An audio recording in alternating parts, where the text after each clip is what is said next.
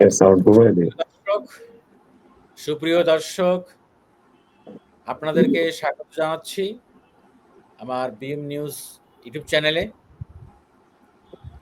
আজকে একটি গুরুত্বপূর্ণ বিষয় নিয়ে কথা বলতে আপনাদের সামনে আপনারা নিশ্চয়ই দেখতে পাচ্ছেন অলরেডি যে আমার সঙ্গে দুজন অতিথি আছেন। তারা যার যার এরিয়ায় তারা বিখ্যাত আর কি। তো এর মধ্যে আছেন আমাদের সাবেক অতিরিক্ত সচিব, সবাই তাকে চেনেন, ফিরোজ মিয়া। উনি সবাই তাকে যতটা না জানেন সাবেক অতিরিক্ত সচিব, তার চেয়ে বেশি উনি পরিচিত সরকারি কর্মচারী আচরণ বিধিমালা বইয়ের উনি জনক। এই বইয়ের সম্ভবত এখন পর্যন্ত 41তম কিংবা তারও বেশি সংখ্যা বেরিয়েছে আর কি। 82তম আপনার সংস্করণ। এটা একটি মানে বিস্ময়কর। তো আমাদের সঙ্গে ফিরোজ মিয়া আছেন, আর আমাদের সঙ্গে যুক্ত হয়েছেন আরো একজন সিনিয়র সাংবাদিক, কালের কণ্ঠের বিশেষ প্রতিনিধি ওবায়দুল্লাহ বাদল। তো আজকে মূলত বাদল, আপনাকে আমার অনুষ্ঠানে স্বাগত জানাচ্ছি। আজকে মূলত আমরা ওবায়দুল্লাহ বাদলের একটি রিপোর্টকে কেন্দ্র করেই আমি এই অনুষ্ঠানটার আয়োজন করেছি। তো প্রথমেই আমি ওবায়দুল্লাহ বাদলকে অনুরোধ জানাবো যে আপনি আপনার যে আজকের যে রিপোর্টটা এটি সারমর্ম একটু তুলে ধরেন, তারপরে আমরা মূল আলোচনায় যাব। আজকের আমি বাংলাদেশের জাতীয় দৈনিক কালের কণ্ঠে একটি রিপোর্ট প্রথম পৃষ্ঠায় ছাপা হয়েছে। আমার রিপোর্ট সেটি হচ্ছে মূলত বৈষম্য বিরোধী ছাত্র আন্দোলনের আর গত 18ই জুলাই নরসিংদীতে ছাত্র আন্দোলনের উপর আইন শৃঙ্খলা বাহিনী গুলি চালায়। সেখানে 9ম শ্রেণীর একটি ছাত্র তাহমিদ ভুঁইয়া সে গুলিতে নিহত হন এবং ওই ঘটনাকে কেন্দ্র করে সেখানে ব্যাপকভাবে তাণ্ডব চলে।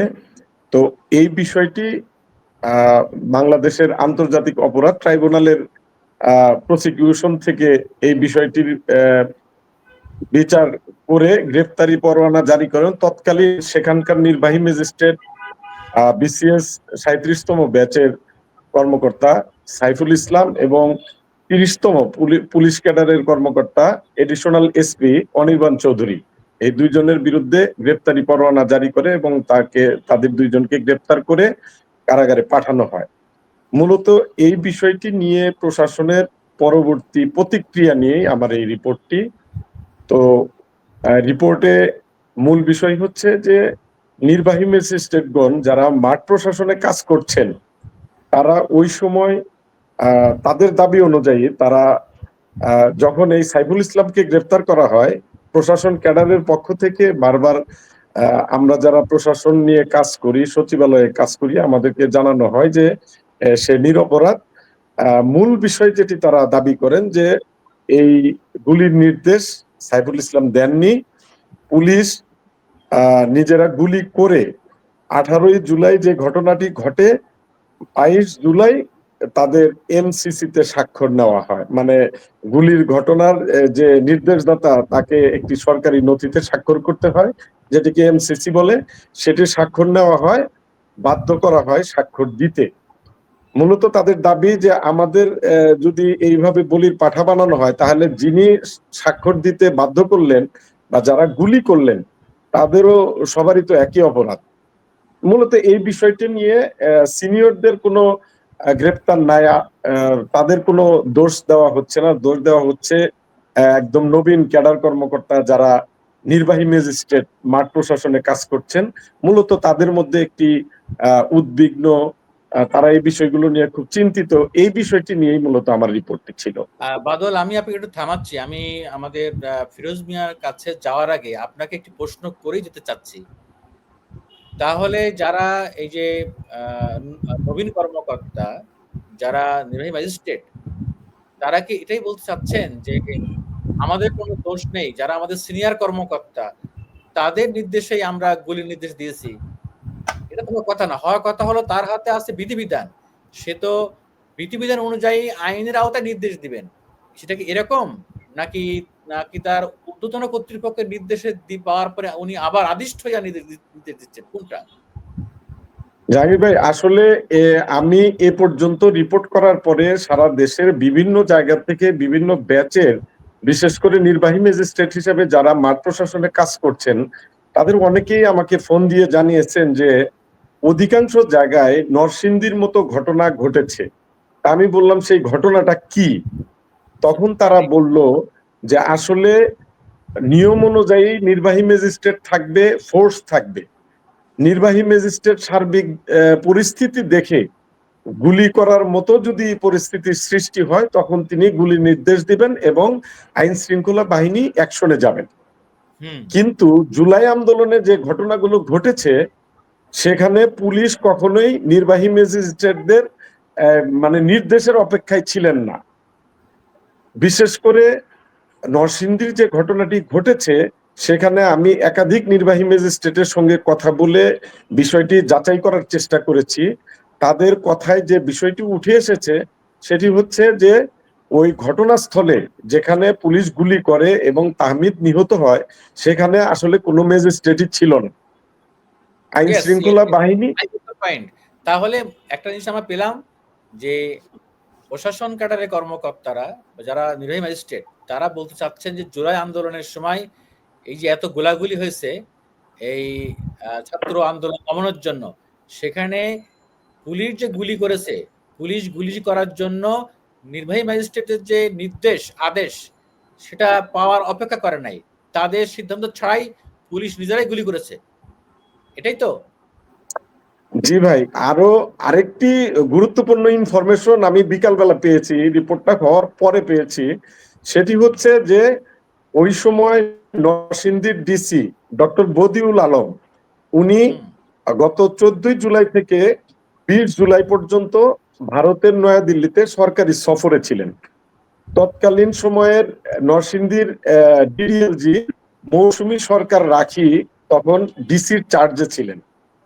তো উনি পরিস্থিতি সামাল দেন এবং তারা বলেন যে ওই 18 জুলাই যখন ঘটনা ঘটে তখন তারা মূলত রাখির নেতৃত্বে ডিসি কার্যালয়েরই মানে রুমে বসে তারা টিভিতে এই ঘটনাগুলো মনিটর করছিলেন এবং কোনো এক্সিকিউটিভ ম্যাজিস্ট্রেট ওই ঘটনাস্থলে যাওয়ার মতো সুযোগই পান নাই। পরিস্থিতিটা এরকম হয় এবং উনি 20 তারিখে দেশে ফেরেন এবং 21 তারিখে ডিসির চার্জ নেন বদিউল আলম এবং 21 তারিখে চার্জ নিয়ে আনঅফিসিয়ালি যেটা জানলাম তারা অফ দ্য রেকর্ডে বললো যে এসপি এবং ডিসি দুইজন একটি সমঝোতা বৈঠক করেন যে আমরা যেহেতু গুলি করেই ফেলেছি, মানুষ মারা গেছে, একটি বাচ্চা মারা গেছে, সুতরাং এটার ব্যাপারে তারা একমত হয় এবং 21 তারিখে মিটিং এর পর 22 তারিখে তারা এমসিসি তে স্বাক্ষর করান। বিশেষ করে ওই নির্বাহী ম্যাজিস্ট্রেটদের এই ডিসি বদিউল বাধ্য করেন স্বাক্ষর করতে। এইটি আর কি তারা আনঅফিসিয়ালি আমাকে জানিয়েছে। আচ্ছা, আমরা এখন তাহলে আমাদের যে ফিরোজ মিয়া ওনার কাছে যাচ্ছি, যে আপনার কাছে জানতে চাই যে আপনি দীর্ঘদিন এই বিধিবিধান নিয়ে কাজ করেছেন, আপনার দৃষ্টিতে এই বিষয়টি আপনি কিভাবে মূল্যায়ন করেন? ধন্যবাদ আপনাদের দুইজনকে। আপনাদের কাছ থেকে যে বিষয়টা শুনলাম এতে আমার কাছেও অবাক লাগছে। এ ধরনের ঘটনা তো ঘটার কথা না। আপনার যখন কোনো আপনার বেআইনি সমাবেশ ঘটে বা কোনো দাঙ্গা দেখা দেয়, ওইখানে যদি ম্যাজিস্ট্রেট নিয়োগ না করা হয়, নিয়োগ করতে হলে তো অফিসিয়াল আদেশ লাগবে। অফিসিয়াল আদেশ ছাড়া তো ম্যাজিস্ট্রেট নিয়োগ হবে না। তাই অফিসিয়াল আদেশ থাকতে হবে। অফিসিয়াল আদেশ পাওয়ার পরে ম্যাজিস্ট্রেটে যাবেন, সেখানে পুলিশকে নির্দেশ দেওয়ার আগে তিনি কিন্তু পরিস্থিতিটাকে দেখবেন। ম্যাজিস্ট্রেট কি পরিস্থিতি বর্তমানে। জি স্যার, আমি একটু ইন্টারাপ্ট করি এই কারণে যে ওই ঘটনা ঘটার আগে 18 তারিখের আগেই রাখি সরকার, মৌসুমী সরকার রাখি, যিনি ডিসির দায়িত্বে ছিলেন, উনি কিন্তু এই আন্দোলনটি তো আগেই শুরু হয়েছে, পরিস্থিতি বুঝে কিন্তু উনি নির্বাহী ম্যাজিস্ট্রেট নিয়োগ দিয়েছিলেন এক এক এলাকায় এক একজনকে। ওই সাইফুল ইসলামের মানে যে জায়গায় ঘটনা ঘটে ওই এলাকার দায়িত্বে ছিলেন নির্বাহী ম্যাজিস্ট্রেট সাইফুল। কিন্তু উনি চার্জে থাকলেও এটা তো তাৎক্ষণিক ঘটনা না, আগের থেকেই ওনাকে ওই এলাকার নির্বাহী ম্যাজিস্ট্রেট নিয়োগ করা হয়। কিন্তু ঘটনা যেদিন ঘটে ওই দিন ওই সময় ঘটনাস্থলে নির্বাহী ম্যাজিস্ট্রেট পৌঁছতে পারেনি, উনি ডিসি অফিসেই ছিলেন। তাহলে ডিসি অফিসে যদি উনি থেকেই থাকেন, পুলিশের সাথে যদি উনি না থেকে থাকেন, তাহলে উনি গুলির আদেশ দিচ্ছেন, ওই আদেশনামায় উনি স্বাক্ষর করতে পারেন না। উনি যদি বলে যে আমি কারো চাপে স্বাক্ষর করছি, কেউ আমাকে বাধ্য করছে, তাহলে তো তার চাকরি করার সঠিক। যোগ্যতাই নাই। তবে যেহেতু এরা তত সিনিয়র না, জুনিয়র কর্মকর্তা, এই নির্বাহী ম্যাজিস্ট্রেটটা, তাদের অভিজ্ঞতার অভাব থাকতে পারে, কিন্তু এতটুকু বোকা তো হওয়ার কথা না। সে এই বিষয়টা আপনার ঊর্ধ্বতন কর্তৃপক্ষ জানাইতে পারতো। যদি ডিসি তাকে বাধ্য করে যে স্বাক্ষর করো, তাহলে এটা কমিশনার মহোদয়কে জানাইতে পারতো, জনপ্রশাসন সচিবকে জানাইতে পারতো, ক্যাবিনেট সচিবকে জানাইতে পারতো, বা তাদের অন্য সহকর্মীদের সাথে আলাপ করতে পারতো। কারণ একটা লোক মারা গেছে, এক বা একাধিক যাই লোক মারা গেছে, মৃত্যু তো ঘটছে, তো এই মৃত্যুটা কিভাবে ঘটছে সে না জানি না কি করে সে স্বাক্ষর করবে? এইটা তো চাকরিবিধি অনুযায়ী তার এটা মারাত্মক ধরনের গাফিলতি তার জন্য।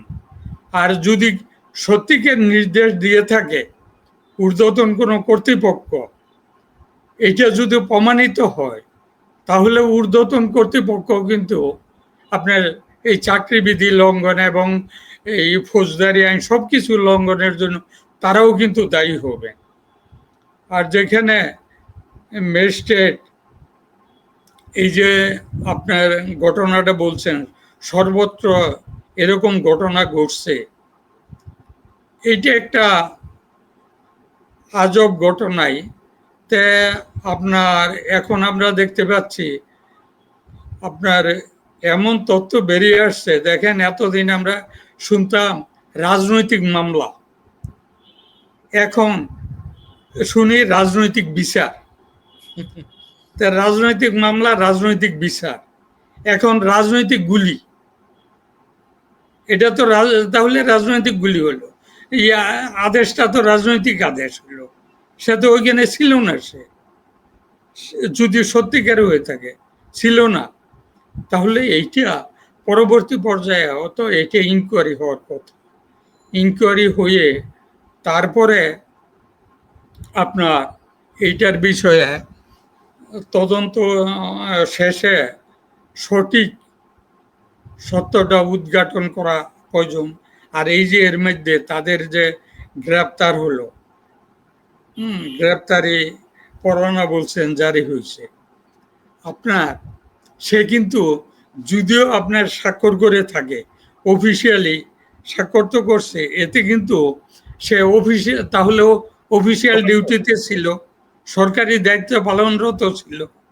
সরকারি দায়িত্ব পালনকালে যদি কোনো অপরাধ ঘটে, সেটার জন্য তার বিরুদ্ধে আপনার মামলা নিতে গেলে সরকারি চাকরি আইন অনুযায়ী বর্তমানে সরকারের অনুমোদন লাগবে।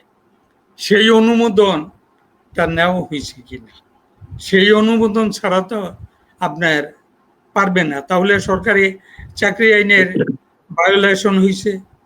তাছাড়াও আপনার এই ফৌজদারি আইনেও কিন্তু এই সরকারি দায়িত্ব পালনকালে যদি কোনো অপরাধ ঘটে, সেক্ষেত্রেও কিন্তু আপনার মামলা গ্রহণের ক্ষেত্রে সরকারি অনুমোদনের প্রয়োজন হয়, পূর্ব অনুমোদন। এইসব অনুমোদন ছিল কিনা এটা কিন্তু আমি এই রিপোর্ট থেকে জানতে পারতেছি না। যদি অনুমোদন না থাকে তাহলেও তো এখানে একটা মনে হয় ব্যর্থ ঘটছে। তো এইগুলি আপনারা একটু যাচাই করে দেখতে পারে। আছে কিনা।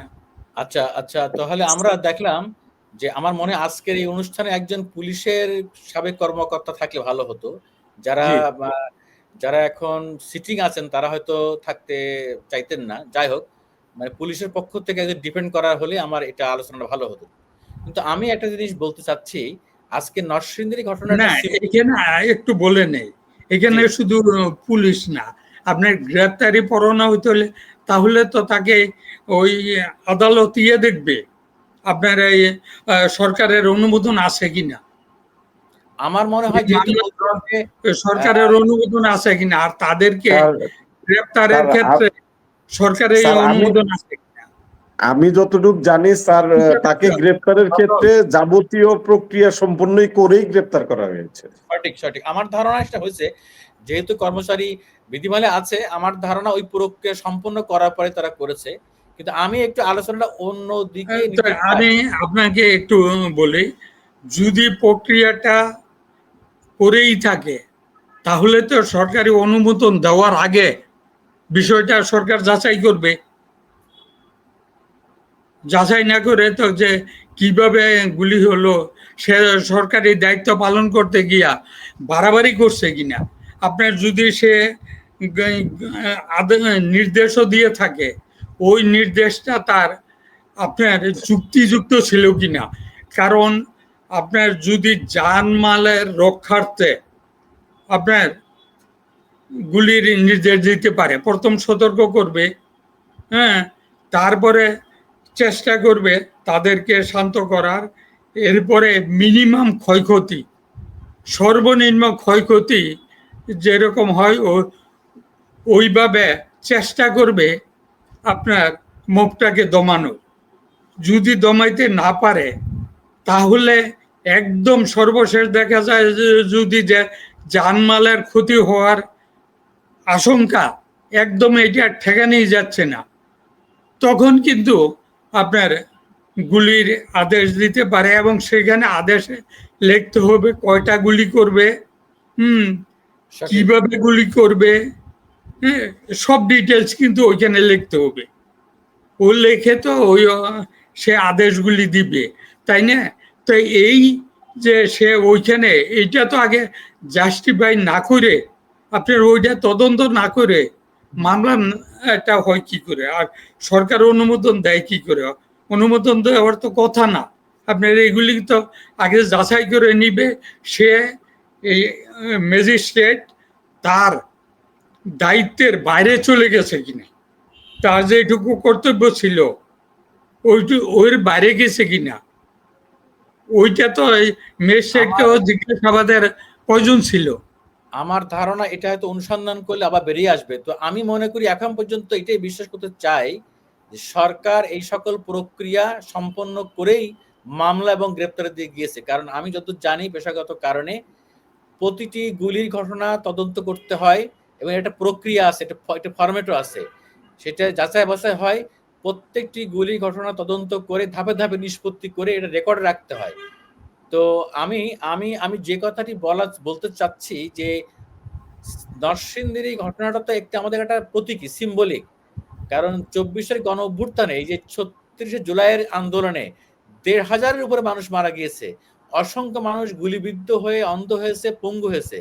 তো আমার ধারণা, আমার আমার আমার ধারণা এরকম ঘটনা সারা বাংলাদেশেই হয়তো ঘটেছে। এখন একটি বিষয় আমাদের সামনে সামনে আসছে যে যে পুলিশ আদতেও নির্বাহী ম্যাজিস্ট্রেটের নির্দেশ নিয়ে নির্দেশে গুলি করেছে কিনা আমার মনে হয় সন্দেহ হয়। এবং আমি আমি আমি আমরা বলতে চাচ্ছি যে নরসিংদীর ঘটনা সামনে রেখে বাংলাদেশের এই প্রত্যেকটি ঘটনায়, প্রত্যেকটি গুলির ঘটনা এবং প্রত্যেকটি হত্যাকাণ্ডের ঘটনার পিছনে কারা ওখানে ম্যাজিস্ট্রেট ছিলেন, কারা নির্দেশ দিয়েছেন, প্রত্যেকটা ঘটনা তদন্ত হলে আমাদের সামনে মূল চরিত্র ফিরে আসবে। আমি ফিরোজ মিয়া আপনাকে জানতে চাচ্ছি যে কোন পরিস্থিতি হলে, কোন প্রেক্ষাপটে, মবটা কোন পরিস্থিতিতে গেলে একজন পুলিশ কর্মকর্তাকে ম্যাজিস্ট্রেট গুলি করার নির্দেশ দিতে পারে এবং সেই গুলি কাকে কোথায় করবে? পায়ে করবে না বুকে করবে না মাথায় করবে? এটা বিধিবিধানে কি আছে? আইনে কি আছে? এটা হলো আপনার তো এখানে আপনার আরেকটু বলে নেই, আপনার সবগুলির ক্ষেত্রে যে ম্যাজিস্ট্রেট থাকতেই হবে তা না। সব জায়গায় যে আপনার তো ম্যাজিস্ট্রেট পাবেন না, তাৎক্ষণিক একটা মুভ হলো আপনার ম্যাজিস্ট্রেট পাইলেন না, সেখানে কিন্তু ওইখানে সর্বোচ্চ পুলিশ কর্মকর্তা যে যিনি থাকেন তিনি কিন্তু গুলির নির্দেশ দিতে পারেন, পিএরবি অনুযায়ী আপনার দিতে পারেন। তো এইখানে আপনার তো পুলিশের সর্বোচ্চ কর্মকর্তারা ছিল, তাহলে আপনার যদি ম্যাজিস্ট্রেট না থাকে তার নির্দেশ তো প্রয়োজন ছিল না যদি এটা আইনগতভাবে দেখেন।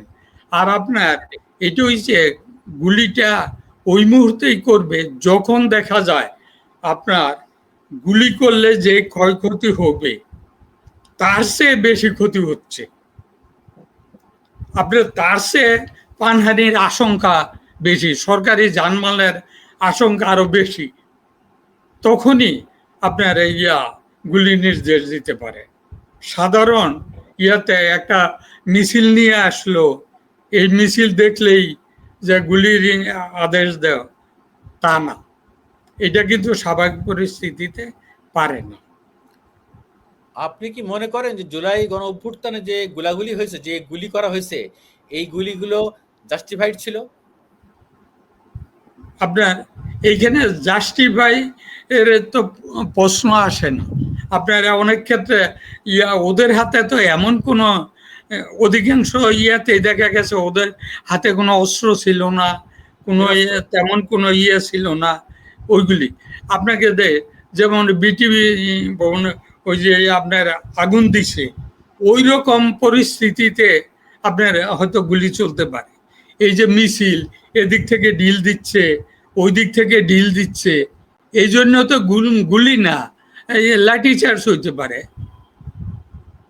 আর আপনার সব ধরনের অস্ত্র তো আর ব্যবহার করতে পারে, এখানে কাঁদানে গ্যাস ব্যবহার হইতে পারতো, অন্য কিছু ব্যবহার হইতে পারতো। তো সব ক্ষেত্রে হয়তো দুই এক জায়গায় এমন পরিস্থিতি সৃষ্টি হয়েও থাকতে পারে, কিন্তু সর্বক্ষেত্রে এরকম গুলি করার মতন পরিস্থিতি হয়েছিল বলে মানে আপনার সংবাদ মাধ্যমে আমরা যতটুকু দেখতে পাই তাতে মনে হয় না আর কি। এইসব পরিস্থিতি আমরাও তো অনেক মুভ ম্যাজিস্ট্রেট থাকতে আমরাও তো অনেক মুভ করছি, আপনার বেআইনি সমাবেশে করছি, আপনার গুলি তো করতে হয় না। আপনার সাধারণত যখন একজন ম্যাজিস্ট্রেট যায়, ম্যাজিস্ট্রেট যখন কথা বলে, সাধারণ পাবলিক যারাই আসে, যত আন্দোলনকারী, তারা কিন্তু কথাটা আগে শোনে। ওইখানে কিছু আপনার লোক থাকে, তারা কিন্তু তখন বুঝায় শান্ত করে আপনার যে আপনাদের যাইয়া ওইভাবে শান্ত করে, ওরা ম্যাজিস্ট্রেটও ট্যাক্টফুল হয় আর ওদেরকে বুঝায়, তখন কিন্তু মুখটা ওই রকম উশৃঙ্খল হয় না, আপনার ওই জানমালের ক্ষতি করতে যায় না। হয়তো মিছিল নিয়ে চলে গেল বা নিয়ে চলে গেল, ক্ষয়ক্ষতি হয় না। কিন্তু আপনি যদি ওই দেখেই গুলি করে তাহলে তো দুই পক্ষ লেগে যায়। আমরা তো দেখেছি একেবারে মিছিলের পরে উপর জুড়ে গুলি করা হয়েছে। আপনার নিশ্চয় মনে আছে যেই ঘটনা থেকে আন্দোলন স্পার্ক করলো রংপুরে আবু সাইদ, সেটা তো একদম নিরস্ত্র, হাতে লাঠি ছিল মাত্র, তাকে তো ওই নিরস্ত্র অবস্থায় গুলি করছে। ইভেন বাংলাদেশের প্রত্যেকটা জায়গায় এইভাবে গুলি করা হয়েছে। আমি জানতে চাচ্ছি যে প্রশ্নটি আপনার কাছে প্রথমে করেছিলাম, গুলি করলে প্রথমে করার নিয়ম কোথায়, তার পায়ে না বুকে? এইটা ম্যাজিস্ট্রেট পরিস্থিতি বুঝা বা ওইখানের সর্বোচ্চ পুলিশ কর্মকর্তা যে পরিস্থিতি বুঝা আপনার উনি সুনির্দিষ্ট আদেশ দিবে। এটা কিন্তু আপনার ঢালাও ভাবে বলা যাবে না যে পায়ে গুলি করো, এই যে জায়গায় গুলি করো। যদি দেখা যায় আপনার ওই আরেকজন যারা মিছিলকারী তারা অস্ত্র নিয়ে আইসা পুলিশের প্রতি গুলি করতে, তখন তো তার আত্মরক্ষার্থে আর উপায় থাকে না। আপনার সাধারণত এইটা পরিস্থিতির উপর নির্ভর করবে কিভাবে আপনার কোন ধরনের গুলি ব্যবহার করবে, কি ব্যবহার করবে, এটা কিন্তু পরিস্থিতি বলে দিবে। আমরা পরিস্থিতি ছাড়া আপনার এটা অনুমান করার বা আপনার ধারণা করার কোনো বিষয় না।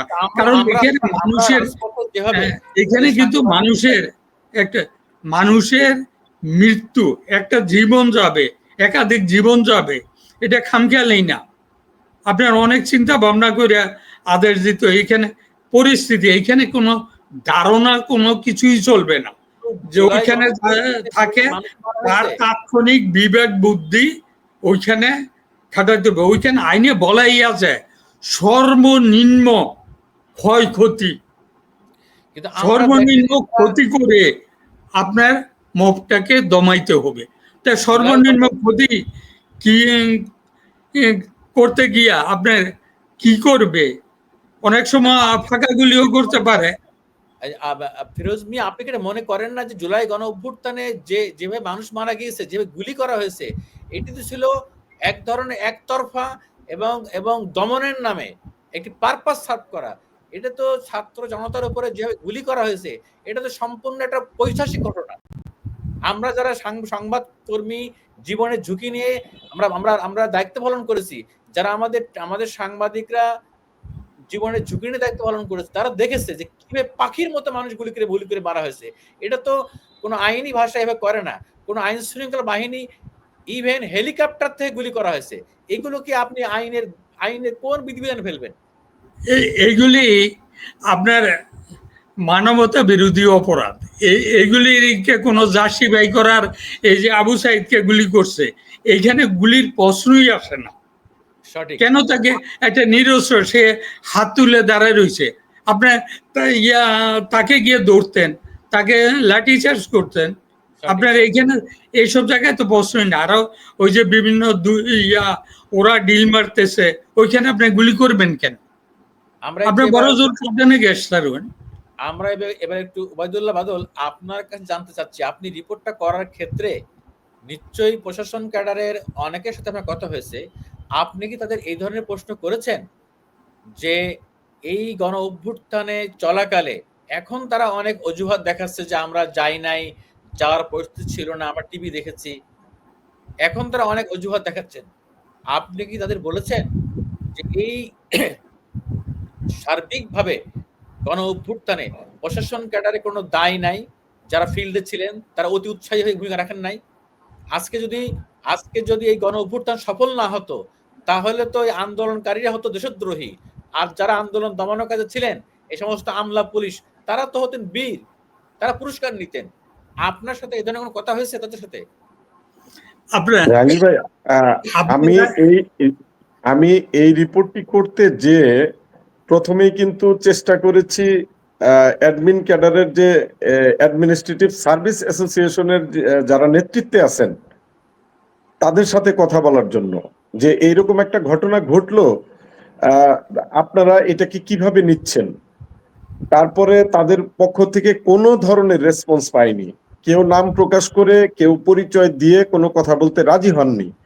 তারপরে আমি যে ব্যাচের কর্মকর্তা মারা গেছেন, গ্রেফতার হয়েছেন, সাইফুল ইসলাম সাহেবের 37 ব্যাচের যে কর্মকর্তা, সেখানে কয়েকজনের সাথে আমি কথা বলেছি।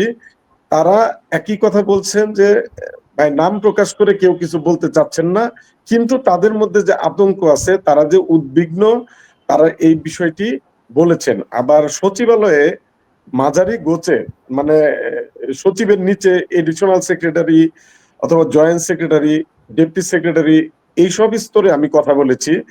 তারা শুধু তাদের একজন ছোট নবীন কর্মকর্তা গ্রেফতার হয়েছেন এটি নিয়েই তারা মানে খুব বেশি আতঙ্কিত। পরে আপনি যে কথাটি বলেছেন, আমি কয়েকজনকে এই কথাটিও বলেছি যে এটাও তো সত্য যে ওই সময় সরকার প্রধান, মানে সাবেক প্রধানমন্ত্রী ফ্যাসিস্ট শেখ হাসিনা যেভাবে চেয়েছেন, তার চেয়ে বেশি উৎসাহী হয়ে অতি উৎসাহী কিছু কর্মকর্তা তো তাকে আরো বেশি বিভ্রান্ত করেছেন। সেটা পুলিশ বাহিনীতেও যেরকম আছে, প্রশাসন ক্যাডারেও কিন্তু একই অবস্থায় আছে। তাহলে এই বিষয়গুলোকে আপনারা এখন বলতেছেন যে আমরা দেই নাই, গুলি নির্দেশ সই আমাদের কাছ থেকে বাধ্য করে নিয়েছে, কিন্তু কেউ কেউ তো আছে স্বেচ্ছায় এগুলো করেছে। এইগুলোর ব্যাপারে আপনারা এখন আতঙ্কিত কেন? কিন্তু তারা কিন্তু এই বিষয়ে কোনো বক্তব্য দেননি বা এই বিষয়ে কোনো মন্তব্য করেননি তারা, বরঞ্চ এটি এড়িয়ে গিয়ে তারা আতঙ্কিত প্রশাসনে তাহলে আমরা কাজ কিভাবে করব এ নিয়েই ব্যস্ত।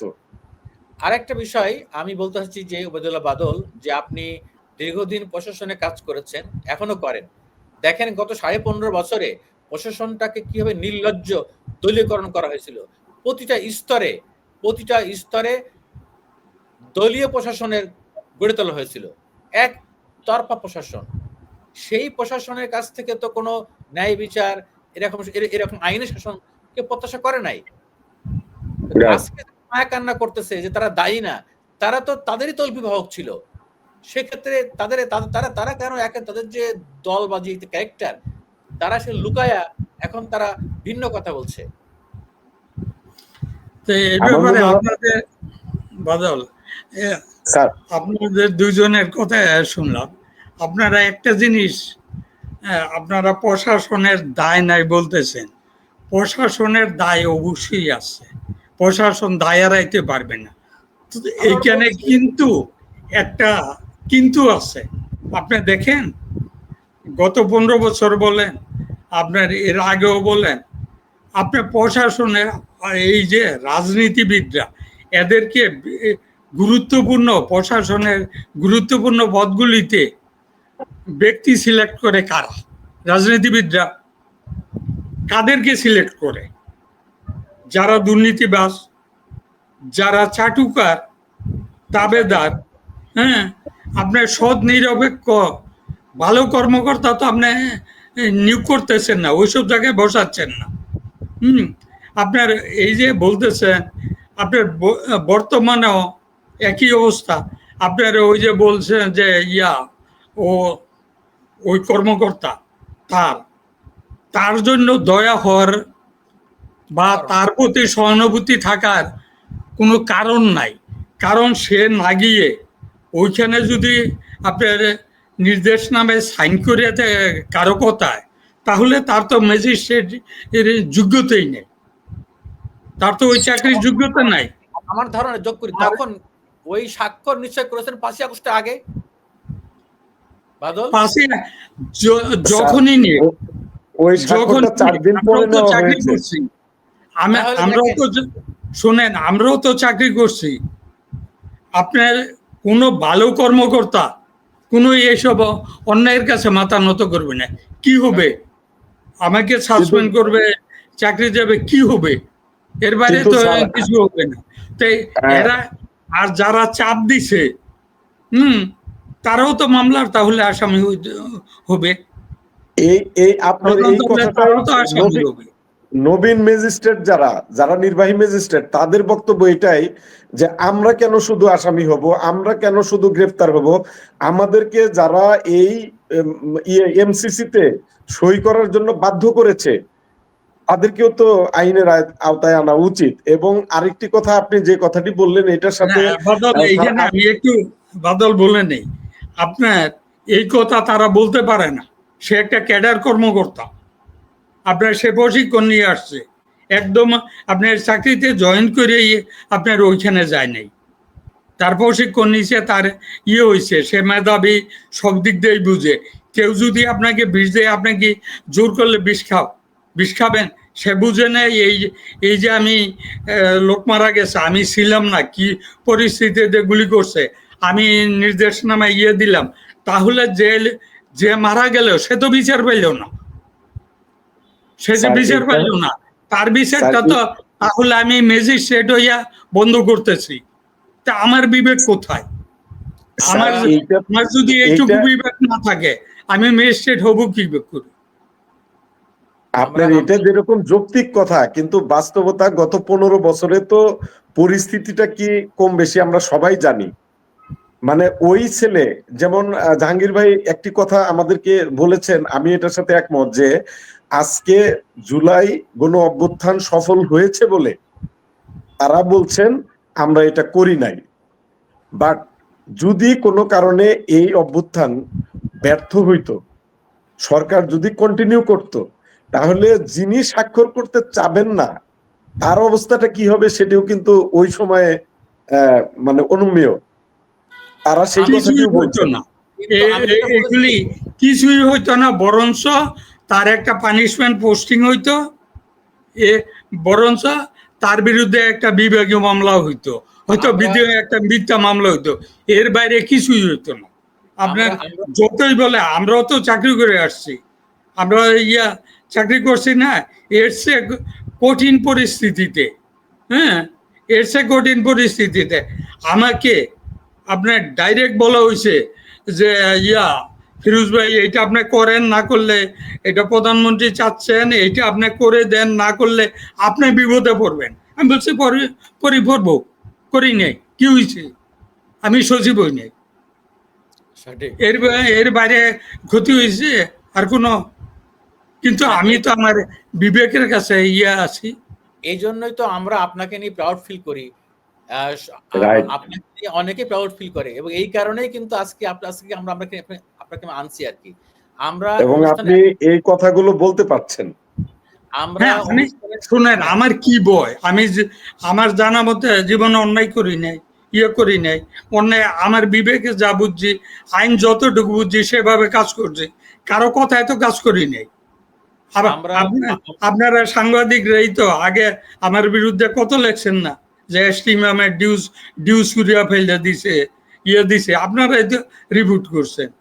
এবং আসলে তো ডিউজ চুরি নাই, মানে এগুলি কথার কথা, আপনারা ওইটুকুও বানাই দিছেন। আপনারাও তো আমার বিরুদ্ধে অনেক লিখছেন, এবং এগুলি অপ্রিয় সত্য। জামাতপন্থী শুধু বিএনপিপন্থী ত্যাগ দেওয়া হচ্ছে। একটাকে দোষ দিয়ে, প্রশাসনকে দোষ দিয়ে লাভ নাই, আচ্ছা, বুঝছেন? আমরা আমরা আমরা আজকের অনুষ্ঠানটা একটু শেষ করি, একেবারেই কাছাকাছি। আমরা অলরেডি 36 মিনিট করে ফেলছি। আমরা 2 মিনিটের মধ্যে শেষ করব। আমি যে কথাটি বলে অনুষ্ঠান শেষ করতে চাচ্ছি, এবং আপনাদের কাছে আমি আরেকবার যাব, সেটি হলো আজকের এই প্রোগ্রামটা করার উদ্দেশ্য হলো এই যে এখন অনেকেই বলছে যে আমি নিরপরাধ, আমার কোনো দায় নাই। কিন্তু প্রশাসন গত 15.5 বছর যেভাবে দলীয়করণ করা হয়েছে, এবং মোটামুটি বেশিরভাগ কর্মকর্তা নিজেদেরকেই ওই আওয়ামীপন্থী হিসাবেই তারা চিহ্নিত করছে। আমি যেটা বলতে চেয়েছি যে ৩৬শে জুলাই যদি সফল না হতো, তাহলে এই পুলিশ, এই আমলারা, তারা প্রধানমন্ত্রীর কাছে যে বলতো, স্যার এই কাজ আমি করেছি, আমি এরকম সাহস দেখিয়েছি। আজকে যে কর্মকর্তা বলছে আমাকে জোর করে স্বাক্ষর করা হয়েছে, সে তখন এই স্বাক্ষর করার ছবি তার ফেসবুকে দিয়ে দিত। আমরা দেখেছি নির্লজ্জভাবে প্রশাসনে দলাদলি করার বহু নজির আমরা দেখেছি। অতএব এসব মায়া কান্নার মধ্যে আমরা নাই, আমরা মায়া কান্না শুনতে চাই না। আমরা চাই ৩৬শে গণ অভ্যুত্থানে যারা যেখানে যেটুকু অন্যায় অনিয়ম করেছেন, আইন বিধি লঙ্ঘন করেছেন, সে সিনিয়র কর্মকর্তা হোক, জুনিয়র হোক, প্রত্যেককে আইনের আওতায় আনতে হবে, এর কোনো ক্ষমা নেই। আমরা চাই একটি গণমুখী, একটি নিরপেক্ষ প্রশাসন দেখতে চাই, যে কারণেই ৩৬শে গণ অভ্যুত্থানে এত লোক জীবন দিয়েছে। আমরা চাই ভবিষ্যৎ নতুন বাংলাদেশে প্রশাসন হবে জনগণের প্রশাসন, প্রশাসনে কোনো দল বা আমলা থাকতে পারবে না, এটি আমাদের প্রত্যাশা। নিশ্চয়ই আমার সঙ্গে যে নতুন অতিথি আছেন ওবায়দুল্লাহ বাদল, এবং আমাদের অতিরিক্ত সচিব, সাবেক অতিরিক্ত সচিব ফিরোজ মিয়া, নিশ্চয়ই আমার সাথে একমত হবেন। আর অবশ্যই। দর্শকদের বলে রাখি যে আমাদের ফিরোজ মিয়া, ওনাকে হয়তো আপনারা দেখতে পাচ্ছেন স্টিল ছবি, ওনার বাসায় নেটের সমস্যার কারণে ওনার ভিডিওটা ঠিক মতো আসছে না। নিশ্চয়ই আশা রাখি যে পরের কোনো অনুষ্ঠানে আমরা ওনাকে ভালোভাবে দেখতে পাবো। এখন আমি শেষ করব, আপনাদের কাছ থেকে সর্বশেষ একটি মন্তব্য জানতে চাই যে ৩৬-এর গণ অভ্যুত্থানে যতগুলি ঘটনা ঘটেছে, সেটিকে ওবায়দুল্লাহ বাদল, আপনি সাংবাদিক হিসাবে এটি কিভাবে আপনি মূল্যায়ন করতে চান? আমি যেটি মূল্যায়ন করতে চাই সেটি হচ্ছে যে ঘটনাগুলো নিয়ম নীতির বাইরে, বিদ্যমান আইনের বাইরে ঘটানো হয়েছে, অতি উৎসাহী হয়ে ছাত্র জনতার উপর যে আন্দোলনটি হয়েছে, এটি তো একটি গণ আন্দোলন, এটি একটি গণ অভ্যুত্থান। এটি কোনো শুধুমাত্র কোনো দলের আন্দোলন ছিল না, এটি সারা বাংলাদেশের ছাত্র জনতার আন্দোলন ছিল। সেই আন্দোলনে যদি কোনো আইন শৃঙ্খলা বাহিনীর সদস্য নির্বিচারে গুলি করে থাকে এবং অন্যায়ভাবে গুলি করে থাকে, বিদ্যমান আইনের বাইরে যে গুলি করে থাকে, তাদের অবশ্যই আইনের আওতায় এনে উপযুক্ত শাস্তির ব্যবস্থা করতে হবে এই সরকারকে। কাউকে কোনো রকম ছাড় দেওয়া উচিত না, ধন্যবাদ। কারণ তাদের কাছে অস্ত্র ছিল, এই অস্ত্র এই ছাত্র জনতার উপর গুলি করার জন্য না। একই প্রশ্ন আপনার আপনার কাছে। আমার বক্তব্য হলো, আপনার যেসব ঘটনা ঘটছে, গুলির ঘটনা, এই ক্ষেত্রে আপনার একমাত্র যেখানে লুটপাট হয়েছে, ধ্বংসলীলা চলছে, লুটপাট, যারা লুটপাটকারী তাদের প্রতি যে যদি গুলি ছুড়ে থাকে, ওইটাকে আপনি জাস্টিফাই করতে পারবেন। আর কোনো একটাকেও আপনার জাস্টিফাই করতে পারবেন না। প্রতিটাই অন্যায়ভাবে আপনার গুলি করা হয়েছে। এটার বিচার সে পুলিশ করুক, ম্যাজিস্ট্রেটের নির্দেশে করুক, যারাই থাকুক, এটার বিচার হতে হবে, এটার বিচার হওয়া উচিত। আর আমি একটা কথা বলবো, আপনার দেখেন প্রশাসনটা এখন ভঙ্গুর, পুলিশ প্রশাসন বলেন এবং সিভিল প্রশাসন বলেন। এই ক্ষেত্রে একটা সরকারকে একটা জিনিস লক্ষ্য রাখতে হবে, এই যে গ্রেপ্তার করছে, এইটা কিন্তু অন্যরকম একটা মেসেজ যাচ্ছে। আপনার যদি তারা অপরাধ করে থাকে, এইটা যদি সঠিকভাবে তদন্ত করে আপনার তারপরে তাদের বিরুদ্ধে ব্যবস্থা নেওয়া হয়ে থাকে, তাহলে ঠিক আছে। কিন্তু যদি সঠিক তদন্ত না করে এইভাবে গ্রেপ্তার হলে, এটা কিন্তু প্রশাসন বলেন, আপনার পুলিশ প্রশাসন বলেন, মনোবল ভেঙে যাবে। সেটা কিন্তু এই সরকারের জন্য আরো ক্ষতিকারক হবে। দেশের আইন শৃঙ্খলা পরিস্থিতি ভেঙে পড়বে। সরকারকে ওই জিনিসটা মনে রাখতে হবে, ওইটা চিন্তা ভাবনা করে পরবর্তী পদক্ষেপ সরকারকে নিতে হবে। ধন্যবাদ। ধন্যবাদ ফিরোজ মিয়া আপনাকে। ধন্যবাদ ওয়াদেলা বাদল। নিশ্চয়ই ভবিষ্যতে আবার দেখা হবে নতুন কোনো বিষয় নিয়ে। ভালো থাকবেন সবাই। আল্লাহ হাফেজ। ধন্যবাদ আপনাকেও। আল্লাহ হাফেজ।